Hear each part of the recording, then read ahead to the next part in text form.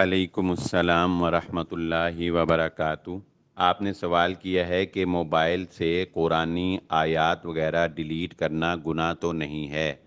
بہن، اس بات کو سمجھ لیجئے کہ موبائل میں جو بھی قرآنی آیات ہوتی ہیں یہ دراصل ایک سافٹ ویئر کی فارم میں ہوتی ہیں، اور سافٹ ویئر میں آئی ٹی والے اس بات کو بخوبی جانتے ہیں کہ جو بھی چیز ہوتی ہے وہ ڈیجٹس کی صورت میں سیو ہوتی ہے، اور بعد میں جب آپ اس پہ کلک کرتے ہیں تو وہ انتہائی سپیڈ سے وہ سافٹ ویئر اس کو پکچر کی شکل میں اسکرین پر شو کر دیتا ہے۔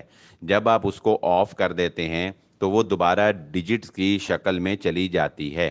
تو بیسیکلی یہ قرآنی آیات یا اسی طرح قرآن مجید یا اسی طرح یہ جو بھی کچھ بھی قرآن مقدس چیزیں جو شیئر کی جاتی ہیں، یہ بیسیکلی اسکرین پر ہمیں شو ہو رہی ہوتی ہیں، لیکن بیک گراؤنڈ میں یہ ڈیجٹس کی صورت میں ہی ہوتی ہیں۔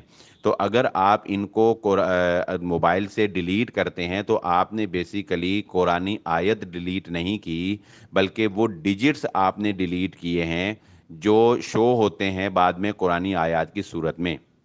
اس لیے ان کے ڈیلیٹ کرنے میں کوئی حرج والی بات نہیں ہے۔